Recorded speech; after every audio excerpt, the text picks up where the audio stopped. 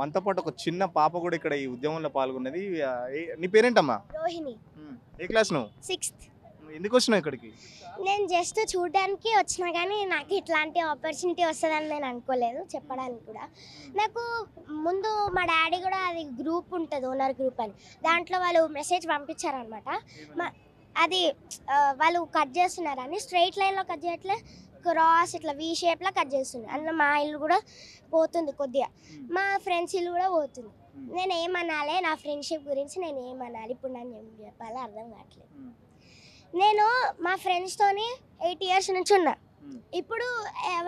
ఇప్పుడేమో వాళ్ళు గూల్ చేస్తామంటే వాళ్ళ ఇల్లు ఎక్కడో పోతుంది, మళ్ళీ మాది కూడా పోతే మళ్ళీ మాది కూడా ఎక్కడో ఉంటుంది. ఒకటే దగ్గర ఇస్తారా, నాకు ఇష్టమైన ఇంటీరియర్ ఇస్తారా, ఐకియా నుంచి తెప్పిస్తారా, అవన్నీ నాకు ఇంటీరియర్ పెయింట్ అవన్నీ ఇప్పుడు ఉన్నదాగానే చేపిస్తారా.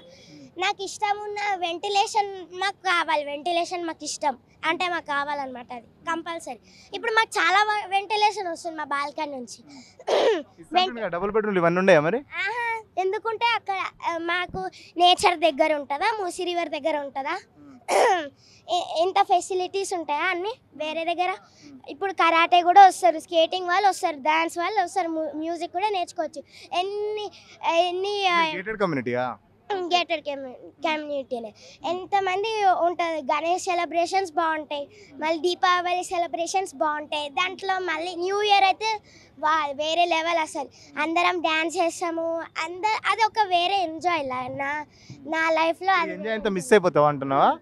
మిస్ అవుతా, అది కరెక్టే. కానీ నాకు నాదే అని కాదు, వేరే ఎక్కడైనా కట్ ఎక్కడైనా గులగొడుతుంది అక్కడ, అది నాకు నచ్చలే. వాళ్ళు చేస్తే దాన్ని ఆ చెత్త పడేస్తున్నారు. ఇప్పుడు ఎంతమంది చాలామంది పడేస్తున్నారు, అది ఆపమని అనాలి, అంతేగాని మళ్ళీ ఇంత పెద్ద ఏం చేస్తారు అసలు.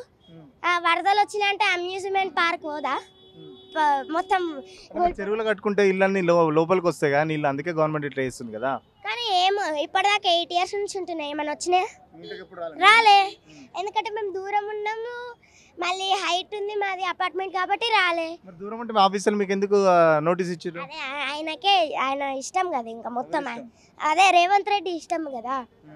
మొత్తం నేను చాలా ఎగ్జైట్ అయిపోయినా, కానీ ఈ మొత్తం ఎగ్జైట్మెంట్ మొత్తం పోయినా. అసలు బీఆర్ఎస్ఏ ఇప్పుడు నాకు బీఆర్ఎస్ఏ కావాలి.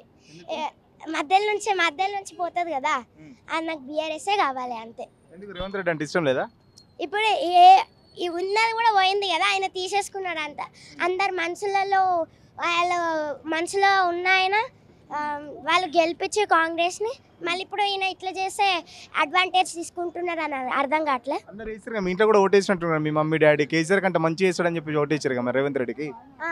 కేసీఆర్ కంటే మంచిగా చేస్తాడని చెప్పేసి మీ ఇంట్లో వాళ్ళు లేకపోతే మీ ఇంటి పక్కలో అందరు వేసారు కదా కాంగ్రెస్కి. మరి ఇప్పుడు ఏం చెప్తావు మరి వాళ్ళకు?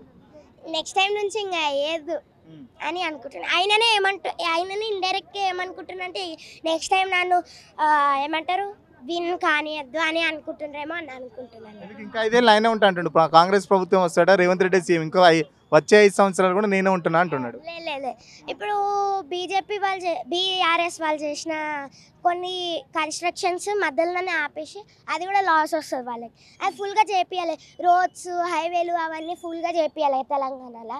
మళ్ళీ అవే ఆ హాఫ్ ఇన్కంప్లీట్ ఉన్నాయి చేపియకుండా మళ్ళీ మూసీ పైన ఎందుకు పడ్డాడో అర్థం కావట్లేదు. ఎందుకు పడ్డాడు మరి? అదే యుఎస్లో చూసిండంట. ఇప్పుడు అంత నీట్నెస్ మన దగ్గర ఉంటుందా? ఉండదు. వాళ్ళు ఇంత చిన్న పేపర్ పడేస్తేనే, ఇప్పుడు చూసినా ఇక్కడ ప్లాస్టిక్ పడేసింది, బాటిల్స్ ఇంత చిన్న ప్లాస్టిక్ కవర్ పడేస్తే ఎంత ఫైన్ ఉంటుంది. అసలు ఇప్పుడు వాళ్ళు పడేస్తున్నారు, ఏం ఫైన్ లేదు. దానికి అమ్యూజ్మెంట్ పార్క్ ఎట్లా చేద్దామని అనుకుంటున్నారు.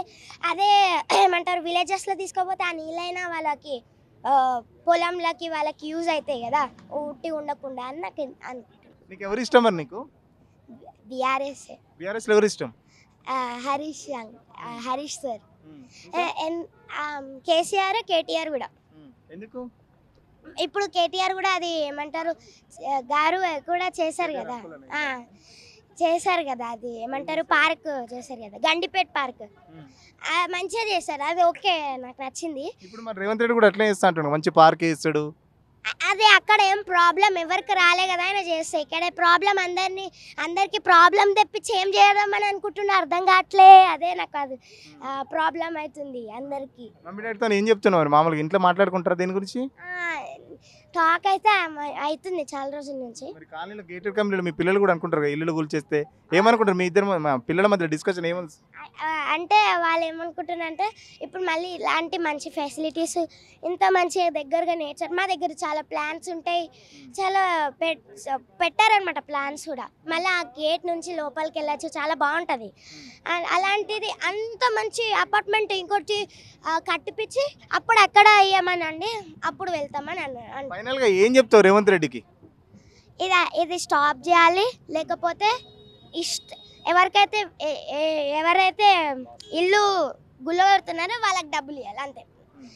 ఫ్లాట్ ఇచ్చినా కూడా వేస్ట్, మన ఇష్టం ఉన్నది ఉండదు, మనకి ఎప్పుడు చూసినా అదే ఉంటుంది. మనకి ఇష్టం ఉండదు మనకి ఇష్టం ఉన్నది ఉండదు అని. ఇంటీరియర్ అంటున్నావు, ఇంత నువ్వే దగ్గర నుండి చేయించుకున్నావు ఇంటీరియర్ అంతా మీ ఇంట్లో? ఏం చేయించుకున్నావు ఇంటీరియర్? నీ రూమ్ ఎట్లుంటుంది? స్లైడర్స్ ఉంటాయి, మళ్ళీ బోర్డు ఉంటుంది, స్టడీ టేబుల్, బెడ్, నెట్ అన్నీ ఉంటాయి అన్నమాట.